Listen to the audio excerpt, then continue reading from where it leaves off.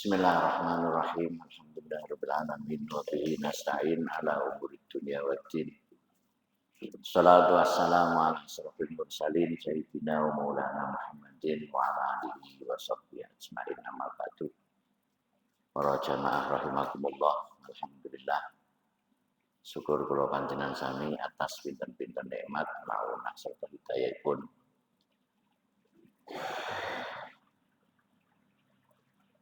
Ingkang punapa dalu menika kula panjenengan sami saged nindakaken napa ingkang dados kewajiban kita sareng.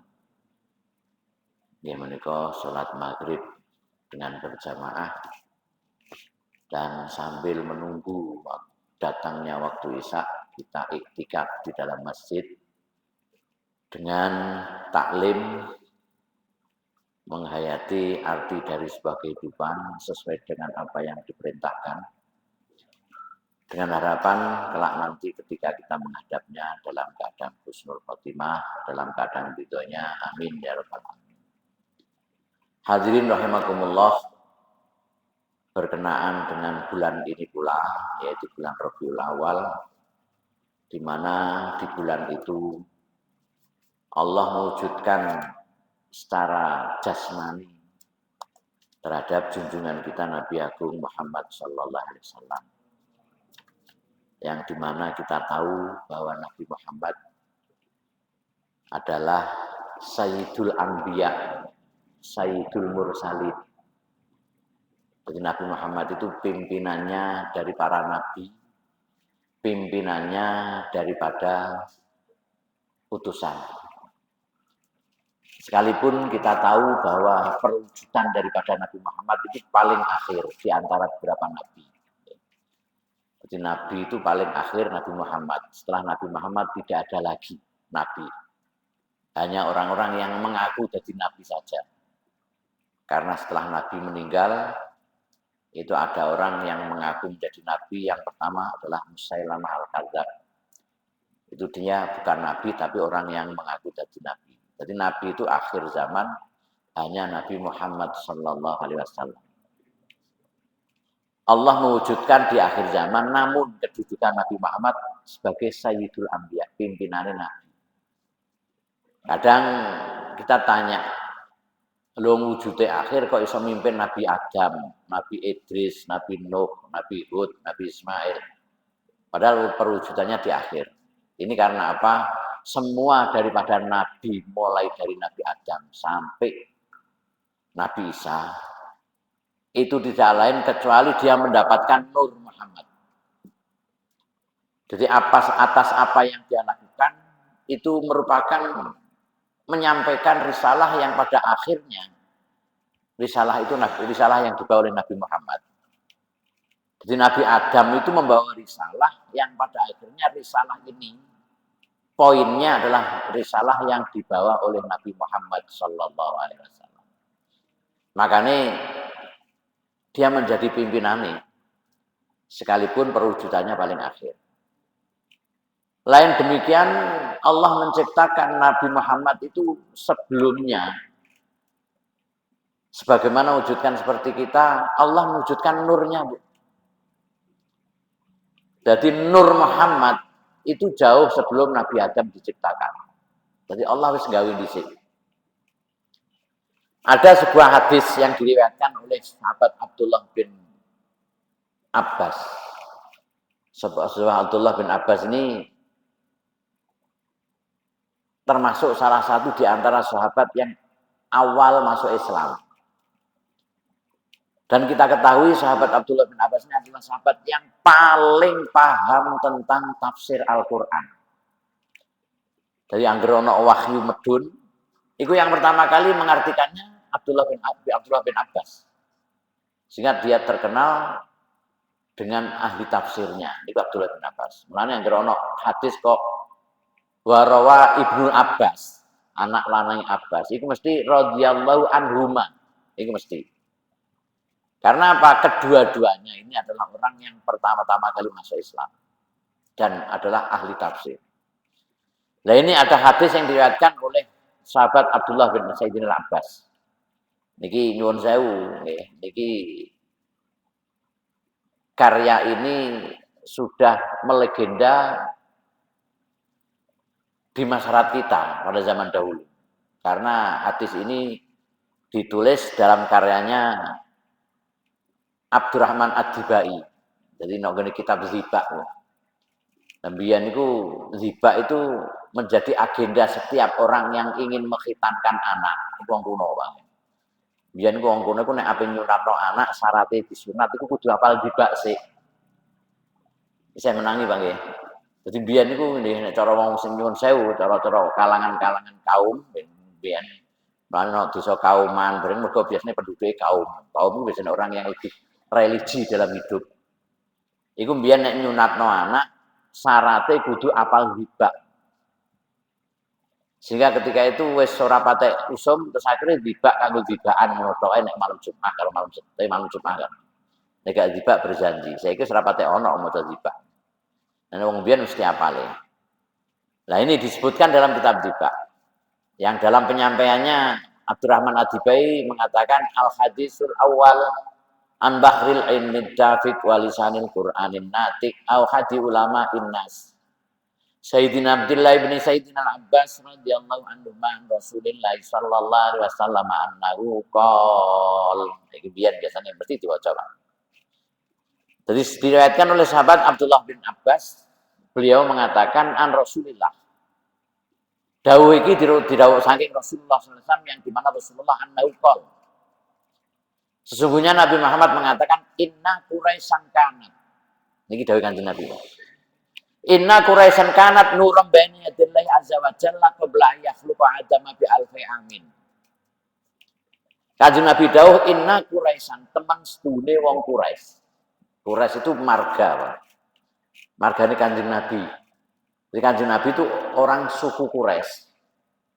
Dan disinilah menjadi titik tolak daripada nyuwun sewu, Pak, orang-orang Nasrani, orang-orang Bani Israel. Jadi zaman biyen nggih, zaman biyen niku orang-orang Bani Israel. Sering kula matur Bani Israel itu keturunanipun Yakub. Sinten? Yakub. Karena orang yang bernama Israel itu adalah Yakub. Lah Yakub niku jadi Israel itu bahasa Persia. Jadi Isra iku Abdun, Il itu Allah.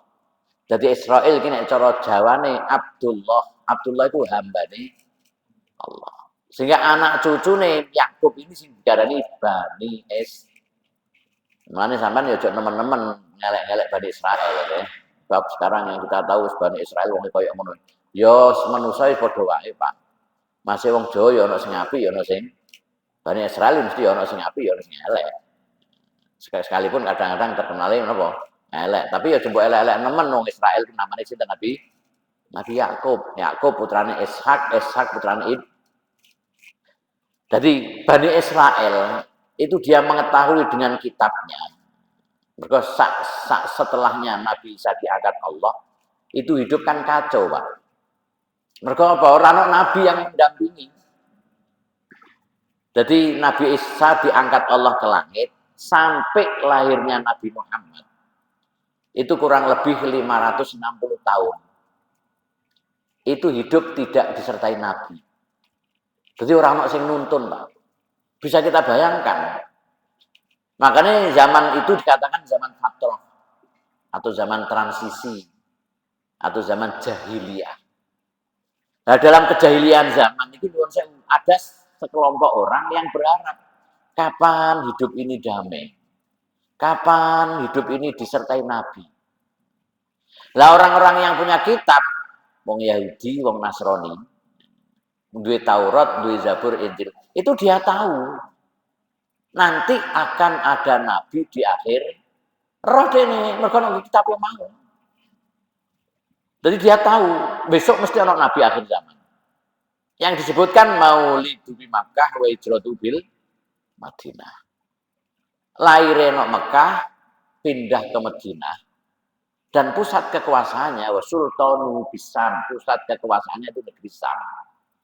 Sam itu dimulai Syria, Yordania, Lebanon, Palestina, itu Sam, Mesir, bagian tapi karena dataran tinggi Golan itu atau Turi Saina itu dulu ikut Mesir.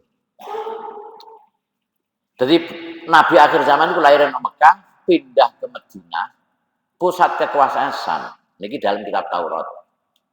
Mulanya pada saat akhir-akhir ketika Nabi, tanda-tandanya Nabi akan lahir, itu orang Bani Israel di seluruh pelosok dunia itu beramai-ramai imigrasi ke Madinah. Untuk apa? Untuk menyambut kedatangan Nabi akhir zaman yang hijrah di. Karena apa? Dia tahu di kitabnya. Mulanya Madinah itu kompleks penduduknya. Oh, jenis Madinah itu kota. Kota itu mesti heterogen, Bang. Dari berbagai macam suku, berbagai semacam ke Jakarta, ono suku Madura, ono suku Jawa, ono suku Bugis, semuanya wong jeneng kota. Maka Madinah juga demikian pada saat itu.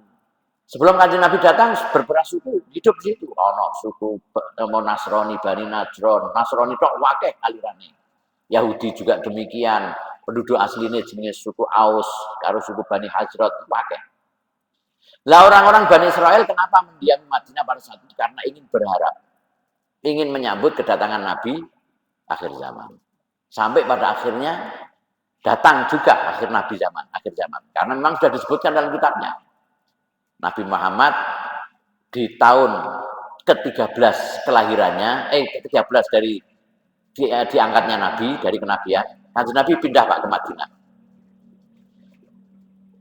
Ketika datang di Madinah, itu Kanjeng Nabi mengadakan perjanjian damai, membuat satu piagam yang terkenal dengan piagam Madinah. Jadi seluruh suku yang ada di Madinah dikumpulkan, Pak. Akhirnya orang Bani Israel, wah ini Nabi tenang, Nabi, karena sesuai dengan apa yang dalam kitabnya. Tapi kenapa kok sampai akhirnya dia tidak percaya? Karena apa? Ketika Nabi Muhammad ditanya, dari suku mana?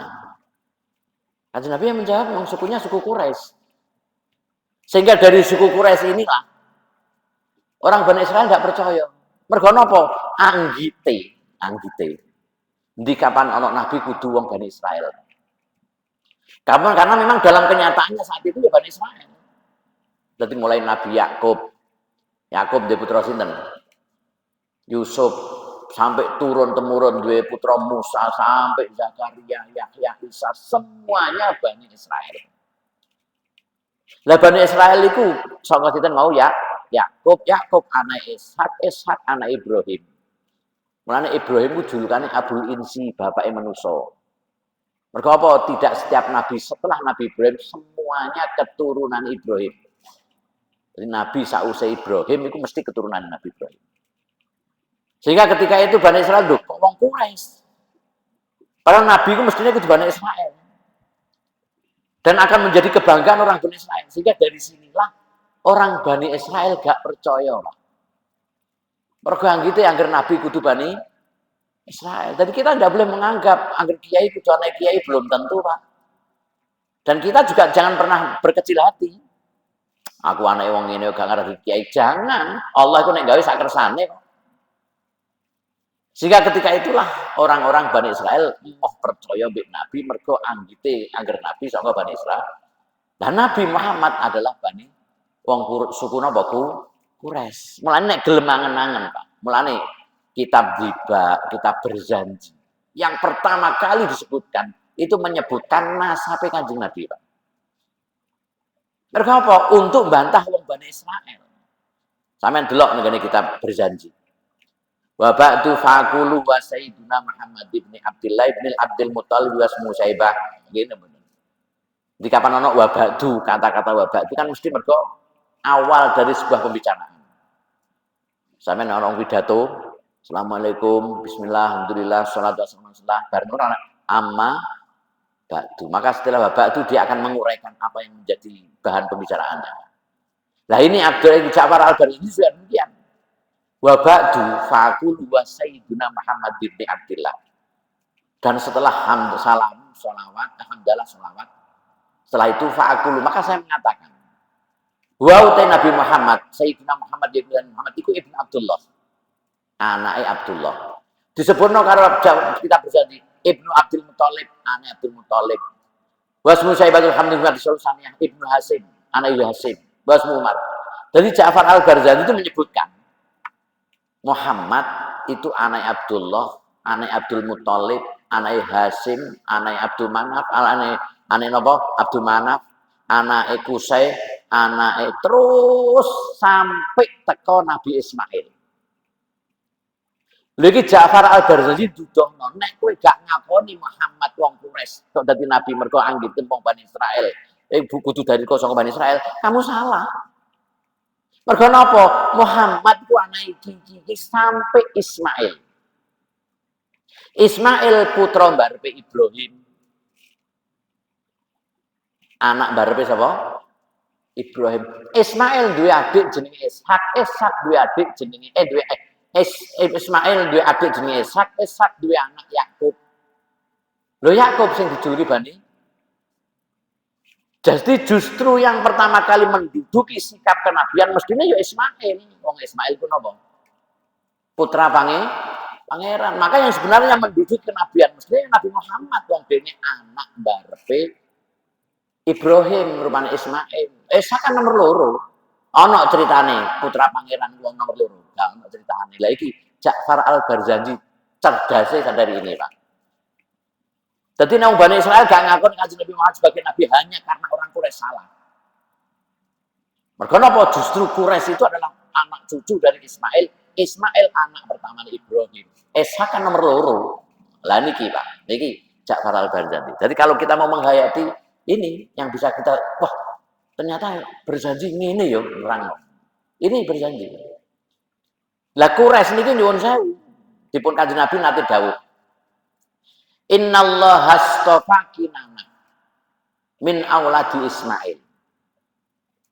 Allah itu memilih Kinana dari anak cucu Ismail. Niki bermula ngeten. Pertama kali Nabi Ibrahim itu hidup. Jadi bermula dari Nabi Ibrahim, semuanya dari Nabi Ibrahim. Ibrahim kan kelahiran Babilonia, Pak. Pundi? Babilonia. Babilonia sekarang Irak. Pada saat itu rajanya Namrud. Karena dolimnya Namrud akan dihancurkan negeri Babilonia ini. Allah memerintahkan Nabi Ibrahim untuk keluar dari Babilonia. Ibrahim ki metu. Karo wong sing mbok jak gelem, sing mbok jak ngono ae. Ora usah ngenteni kafir iman gak, sing gelem mbok jak wae. Lho ndelalah wong sak Babilonia iku sing gelem dijak metu karo hanya 4 orang, Pak. Bayangno. Ibrahim, Sarah bojone, Lut ponakane, mergo Nabi Lut ku anake kakak Ibrahim. Terus keduanya bapaknya Azar. Metu Pak berempat. Babilonia dihancurkan oleh orang mati kabeh Pak. Dengan nyamuk. Babe nyamuk Pak. Ora kok apa taufan atau liduda, nyamuk. Ya mergo iki dudono saking gumedene Namrud. Lho kalahe karo nyamuk. Nyamuk wis protol sak lare sak sisih. Namrud mati dengan itu. Akhirnya keluar. Nabi Ibrahim ke Palestina. Sebelum ke Palestina dia ke Mesir dulu karena Palestina terjadi wabah. Masih physical distancing. Akhirnya Nabi Ibrahim singgah ke Mesir. Setelah Palestina reda tidak ada wabah, dia boleh masuk. Ketika akan masuk di Palestina, Nabi Ibrahim diberi hadiah oleh Fir'aun seorang perempuan bernama Hajar sebagai pembantu. Akhirnya masuk. Jadi masuk ke negeri Palestina itu bertiga. Lut berhenti di negeri Sadum, berjuang di negeri Sadum. Azar bapaknya mati di perjalanan. Jadi ada berdua. Ketika tapi masuk mau ke Palestina bertiga. Hajar pembantu yang dihadiah oleh Fir'aun, Sarah istrinya dan Ibrahim masuk. Begitu masuk akhirnya sampai lama tidak punya anak. Tidak punya anak. Begitu tidak punya anak, Nabi Ibrahim kawin lagi dengan Hajar, punya anak Ismail. Nah ini pertama kali. Ismail lahir, Allah memerintahkan Ibrahim untuk dibawa ke Mekah. Allah mewahyukan Ibrahim bawa anak ke Mekah. Pada saat itu Mekah belum ada penduduknya. Sama sekali. Jangankan manusia, tumbuhan pun tidak tumbuh, Pak. Terus gak ono blas gung lewang-lewung jalma mara jalma mati, Pak. Niki nek orang Jawa. Akhirnya Ismail dengan Hajar ditempatkan di Mekah. di sisi puing-puing bangunan Ka'bah. Mergo apa? Ka'bah itu hancur setelah banjirnya Nabi Nuh. Jadi bar banjir Nabi Nuh, Mekah itu gak ono penduduk, Pak. Habis total. Sak donya mati kabeh, Pak. Hanya tinggal orang yang ada di perahunya Nabi Nuh. Yaitu 60 judu. Disebutkannya 60 judu. Nah, 60 judu sak karep. Nek bojone siji ya berarti 120. Nek bojone loro ya 180 hitung dhewe. Nek bojone telu ya sak karep. Yang jelas 60 judu. Jadi wong sak donya niku mati kabeh karek 60 judu kan. Jadi proses kehidupan manusia yang kedua itu dari Nabi Nuh. Mergo apa? Seluruh penduduk perahu Nabi Nuh itu tidak ada yang punya anak mandul. Hanya 3 orang yang punya anak. Sam, Ham, dan Yafis. Kebetulan 3-3-nya ini anaknya Nabi Nuh. Sampai berkembang biak nok donya sakmenake iku anake Nabi Nuh. Mulane kita ndak usah ragu, Pak, ndak usah bingung masalah keturunan. Minimal kita itu keturunannya 2 nabi. Ya sedulur, Pak, aku mbek sampean. Ora usah misanan minduan pokoke sak dulur. Anak putune Nabi Nuh, Nuh nabi. Dan Nuh iku anak putune Adam. Berarti kita itu keturunannya 2 anak, 2 napa nang? Ora usah bingung masalah nasab. Nggih. Saya kan bingung pro nasab. Mikir nasib ae lho, Pak, nggih. Nasib kita iku nasib iku piye ngono. Lha niki, Pak. Maka ketika Nabi Ismail dan Hajar ditempatkan di Mekah yang tidak ada penduduknya. Niki nyuwun sewu sampai pada akhirnya ono ritual napa sa'i. Ini napak tilas dengan apa yang pernah dilakukan oleh Nabi Ismail karo Siti. Mulane haji be umrah itu ibadah napak tilas. Tapi napak tilas itu bukan satu yang dilarang, Pak. Gerak jalan biyen 45 kilo gitu. Biyen kan nanti gerak jalan 45 kilo, ono sing 17 kilo, ono sing 8 kilo, nggih. Untuk apa? Menapak tilas apa yang pernah dilakukan oleh pejuang. Saya itu ora ono, Pak, gerak jalan 45 kilo, nggih. Biyen kan ono nggih jalan ngrisuk sikile waboh kabeh. Melaku keser-keser gitu mboten. Aku nggih angen-angen kepengin, Pak. Oleh, Pak, ngoten itu boleh, napak tilas boleh.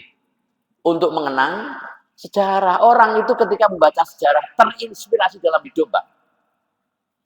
Cek sampean bar delok film Jet Li ngono lho to. Biyen nggih. Untuk film Cenlung, Lomang nggih. Tilung zaman biyen. Angger metu kok bioskop ada disenggol wong tukaran.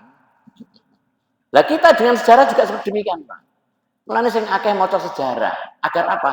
Terinspirasi dalam hidup. Karena sejarah itu terulang, Pak. Jadi ini Mbah Kaji Roma Irama gitu.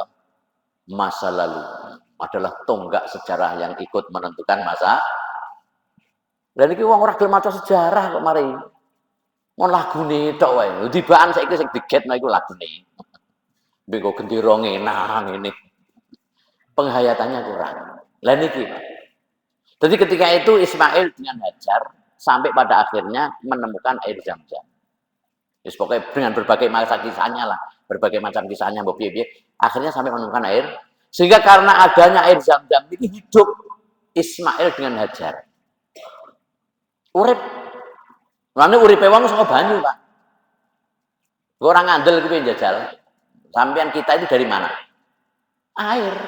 Wah, air menjijikkan menisan, mani. Mani hidup. Jadi akhirnya Hajar dan Ismail hidup. Setelah dia hidup, ada rombongan liwat, musafir. Yaitu kaum Jurhum, suku Jurhum. Jurhum itu orang Yaman. Jadi negeri Yaman. Jadi Yaman itu negeri kuno, Pak, dari Yaman. Maka ketika lewat Jurhum ini kebetulan pada saat dia lewat dia itu butuh air. Orang kaya wong saiki Pak lunga nggo botol aqua wis ora usah nggo juriken kaya biyen ngono nggo bontot bareng ora usah. Wong lunga kok bontot bareng mah repot kabeh. Nggo piring, nggo gedang-gedang. Saiki gak, dari munem cukup tuku aqua. Nah zaman biyen dereng enten. Maka ketika dia butuh air golek banyu. Kebetulan dia mencari air zaman biyen itu biasanya ono alap-alap miber gitu. Itu biasanya akan turun hujan nek biyen. Nggih mboten. Ono alap-alap HP ono hujan. Saiki ora ono alap-alap ditembaki. Lah biyen. Maka ketika itu dia mendapati ada burung yang tinggi di atas itu terbang. Maksud oh kono mesti ono banyu. Dicari, Pak. Ternyata betul ada kubangan air. Wah, ono banyu, seneng Pak wong Jurhum. Ternyata di situ ada dua orang, Ismail dengan Hajar. Ismail masih bayi, umur 7 dino Pak. Karo Hajar sing baru melahirkan. Bisa sampean bayangno. Wong wedok iku mbiyen nek nglairno Pak, 30 dino kon setuju. Nggih mboten. Dan iki sek 7 dino wis dipindah hijrah dari Palestina ke Makkah. Wis gak ngono banyu dan dene mencari air. Akhirnya orang Jurhum minta izin kepada Hajar. Wahai Bu Hajar, izinkan aku untuk ikut hidup di sini.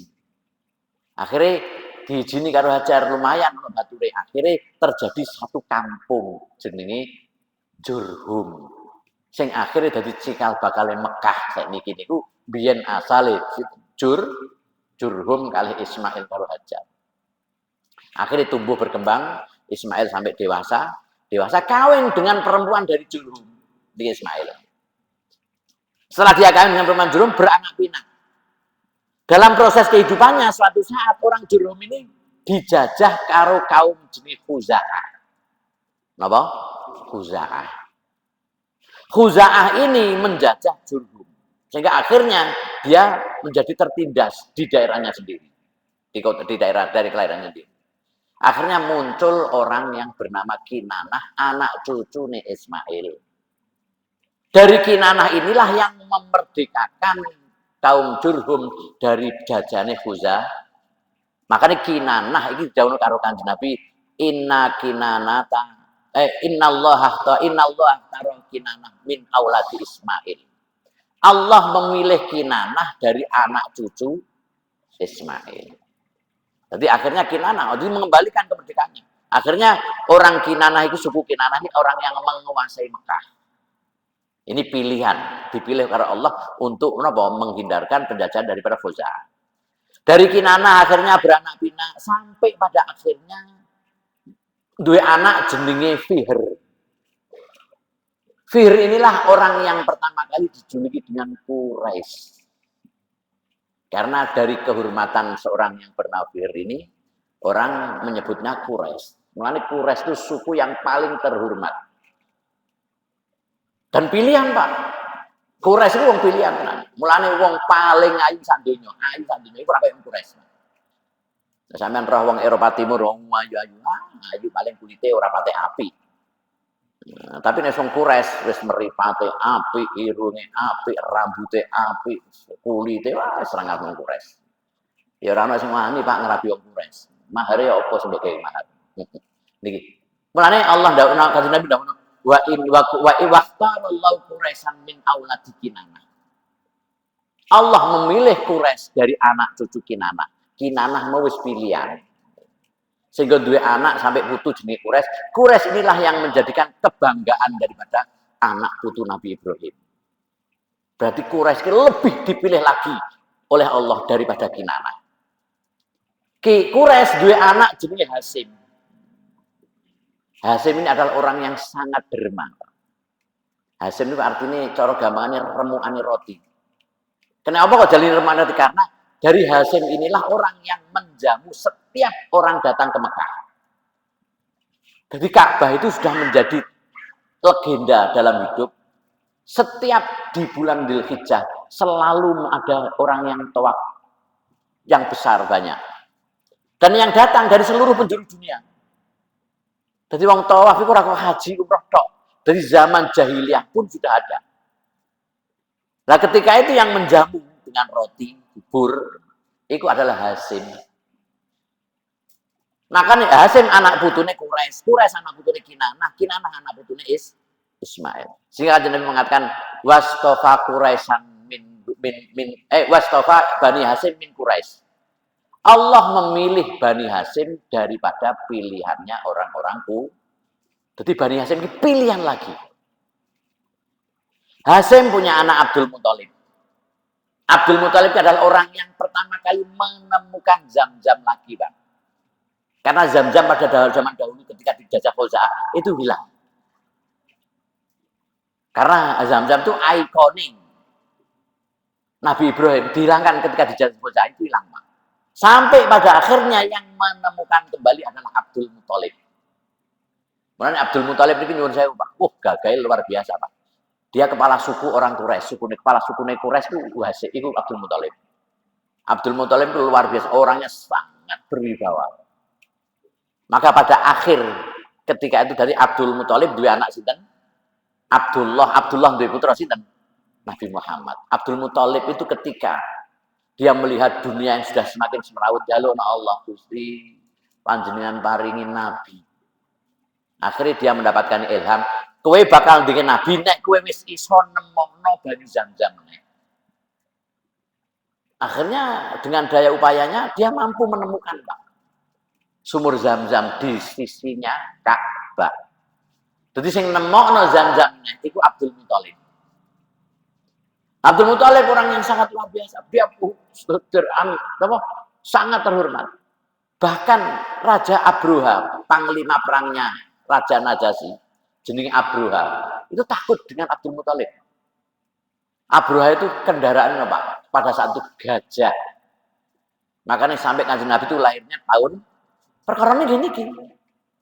Ketika nyuwun sewu li ila fi Quraisyin ila bihim rihlatas sitai. Wong Quraisy itu punya kebiasaan ketika di musim kemarau ke Palestina, ketika di musim hujan ke Yaman. Nah, Yaman pada saat itu adalah daerah kekuasaannya Raja Abbasi. Lah Abroha ngerti nek Ka'bah itu memiliki keistimewaan. Berkono setiap orang dalam setiap tahunnya mesti tawaf Ka'bah. Abroha punya ini Pak. Dipindah perhatian orang itu tidak di Ka'bah tapi kepingin ke Yaman. Mergo wong Mekah itu senengane nang Yaman karo Palestina. Akhirnya Abroha atas izin Najasyi, dia bangun gereja Pak. Untuk apa nyanyi? Nyanyi apa Kak? Lah wong Mekah Pak, mbok ana ngono wong Mekah itu ora padang bulu. Ora ana pepane Pak. Makanya ketika itu Raja Persia, Raja Romawi, mbok jajah Mekah, rugi. Mergo napa? Wong wis kotok, ora ana pendapatane, negerine tandus. Tapi Abroha tahu. Karena cerdasnya itu, Mekah itu punya keistimewaan. Rupanya napa Ka'bah. Makanya dia kepengen nyanyi Ka'bah bangun gereja di Yaman. Musa wong Mekah diuyoi. Pak. Wong padha jahiliyah kok. Mekah itu jahiliyah nemen. Musa ngene iku wis diuyoi. Abroha muring-muring kurang ajar kowe. Aku harus hancurkan itu Ka'bah. Akhirnya Abroha menyiapkan pasukan dengan gajah. Gajah Abroha itu jenenge Mahmud. Mana gajah kuno, gajah apa purbakala jenenge Mahmud gitu. Gajah purbakala jenenge Mahmud. Gawedi brewok siwin dep. Niku tumpakane Abroha. Dia dengan pasukan gajahnya berangkat ke Mekah. Sebelum menghancurkan Mekah, Abroha niku mergo rumangsa kuat, rumangsa menang. Seluruh harta kekayaan orang Mekah dirampas dhisik. Sebelum dia menghancurkan apa? Ka'bah. Termasuk salah satu hartanya yang dirampas iku ontone Abdul Muthalib. Akeh 100. Dirampas karo Abroha. Lah Abdul Muthalib wong Mekah mbok lawan, dene kepala suku menisan. Diparani Pak Abroha. Abroha, kalau kamu ingin menghancurkan Ka'bah silahkan. Njur lembut sakarep, wis sakarep. Sing jaga Allah. Sakarep ora urusanku sing jaga. Tapi satu pun ekor unta yang kamu ambil dari milik saya, kamu harus melangkai batangku. Abdul Muthalib gak gagah ya Bapak. Jadi Abdul Muthalib kok sitok wae unta sing mbok rampas, langkai batangku. Jirine Abdul Muthalib. Gak wani Pak Ibrahim. Diserahno maneh Pak. Ya wis wedi. Lah wis diizinin nek pengen ngancur apa silahkan ngancurkan. Gak apa-apa iku urusan pengiran. Tapi nek sitok wae untaku mbok rampas, musuhi aku. Dibalekno Pak. Karena sebaliknya, hartanya sebaliknya, Abroha mulai masuk ke negeri Mekah untuk menghancurkan. Allah menurunkan burung napa? Alam taro kaifa fa'ala rabbuka bi ashabil fil. Fil itu artinya gajah. Sehingga Allah mendatangkan burung ababil dengan membawa batu dari neraka. Lalu Abdul Muthalib gagah Pak. Anak putune Hasim anak putune Quraisy anak putune Kinanah anak putune Ismail. Semuanya pilihan. Sehingga di akhir dawuh Kanjeng Nabi, wa ana khiyarun min khiyarin. Aku adalah pilihan di antara beberapa pilihan. Itu Nabi Muhammad sallallahu alaihi. Makanya Kanjeng Nabi pernah mengatakan dalam sebuah hadisnya yang diriwayatkan oleh Abdullah bin Mas'ud bin Abbas. Inna Quraisyan kanat nuran baina yadillah. Sesungguhnya orang Quraisy. Lho Quraisy ini dimaksud gini wow. Kanjeng Nabi. Mergo napa? Nabi Muhammad itu pilihan daripada Hasim. Hasim pilihan sangka Quraisy. Quraisy pilihan sangka Kinanah. Kinanah pilihan sangka Ismail. Jadi Kanjeng Nabi pilihan di antara. Nah niki sing dimaksud Quraisy tengah hadis iki nggih Nabi. Inna Quraisyan kanat nuran. Sesungguhnya orang Quraisy itu ada cahaya. Cahaya Nabi Muhammad itu. Baina yadayillahi ing dalem ngarsane Allah. Azza wa Jalla qabla ayyahluqa Adam ing dalem sadurunge gawe Allah Adam Nabi Adam bi alfai amin kelawan 2000 tahun. Jadi ada orang Quraisy cahaya. Jadi ada cahayanya orang Quraisy di hadapan Allah yang dia dibuat sebelum Allah menciptakan Adam 2000. Dan ini Nur Muhammad niku Pak maksudnya. Jadi Nabi Muhammad itu sebelum wujud sebabnya kita di bulan Rabiul Awal, bulan ini. Allah sudah menciptakan nurnya. Nurullah. Jadi nure sama Allah digawe jenenge Nur Muhammad. Sehingga niku nyuwun saya Pak. Allah seneng banget dengan nur itu. Dipamer-pamerno Pak. Malaikat, makhluk pada saat itu sing ana malaikat, jin, swarga iku wis ana. Dadi dipamerno makhlukku iki lho, makhluk sing paling tak senengi. Jenenge Nur Muhammad. Sampai Allah mengatakan laulaka lam makhlukul aflak. Andaikan aku tidak menciptakan engkau wahai Muhammad, wahai Nur Muhammad, aku tidak menciptakan cakrawala. Niki saking banget. Mulane Kanjeng Nabi ku sekalipun wujudnya teng akhir gitu. Tapi dia Sayyidul Anbiya. Mergo napa nggih niku wau. Nah niki dipun dawuhaken nggih. Yusabbihullahu dzalikan Nur itu adalah sesuatu makhluk yang setiap saat membaca tasbih. Maka bacaan itu tidak sebagaimana bacaan tasbih, Pak. Tasbih itu kan artinya kan subhanallah kan artinya mensucikan, jadi mengesahkan Allah. Jadi tidak ada kata yang jauh lebih baik melebihi tasbih. Sampai anis nodinggon maca subhanallah. Wes luar biasa. Karena apa yang diucapkan oleh Nur Muhammad tadi di awal itu tasbih. Subhanallah. Wa tusabbihul malaikatu bitasbihi dan membaca tasbih malaikat itu sebab tasbihnya Nur Muhammad. Jadi malaikat itu membaca tasbih sebab bacaannya Nur Muhammad jenengan nanti bilang Pak Nabi Daud. Nabi Daud niku mukjizat terbesarnya apa? Suarane apik, Pak. Kira-kira sampean krungu suarane ora sah roh wonge cek lah luar biasa, Pak. Mulane setiap kali Nabi Daud baca tasbih, seluruh gunung di muka bumi baca tasbih. Sebab bacaan tasbihnya Nabi. Tapi Nabi Muhammad lebih dari itu, Pak. Jangankan kok manusianya, nurnya saja. Itu ketika membaca tasbih, seluruh malaikat membaca tasbih. Jenengan nanti bilang, Pak, Nabi Ibrahim. Nabi Ibrahim sugih. Belgeduk sugih. Malaikat kaget, lah wong sugih ngene kok luwih disenengi Allah, luwih seneng Allah tinimbang dunyane. Tak kok mosok Gusti, mergo Nabi Ibrahim itu julukannya Khalilullah, kekasih Allah. Malaikat tak kok mosok Gusti. Wong dunyane yo akeh, anake yo duwe anak. Mesti luwih seneng donya karo anake to tinimbang seneng karo Allah. Wis nek gak ngandel ujian. Ibrahim terserah uji. Nek kepengin roh seberapa cintanya dia dengan saya, sehingga aku menjulukinya dia Khalilullah. Malaikat Jibril kon wis uji sak karep. Akhire malaikat Jibril nyuwun sewu, Pak. Membo manusa, Pak. Sowan teng Nabi Ibrahim. Pada saat itu Nabi Ibrahim nyuwun sewu, Pak. Duwe asu niku 12.000 asu. Asune tok 12.000, Pak. Lah kok ngingu asu bareng kanggo njaga ternak. Timbang dijaga genderuwo. Lho kan ngono Pak nggih. Duwe tambah mergo ben gak dicolong wong tuh kono genderuwo ono bisa ngono. Nggih mboten. Lho kok bar. Dilanjut sampeyan mawon nggih. Hadanallah wa iyyakum wallahu yaqulul mahmaridah. Assalamualaikum warahmatullahi wabarakatuh.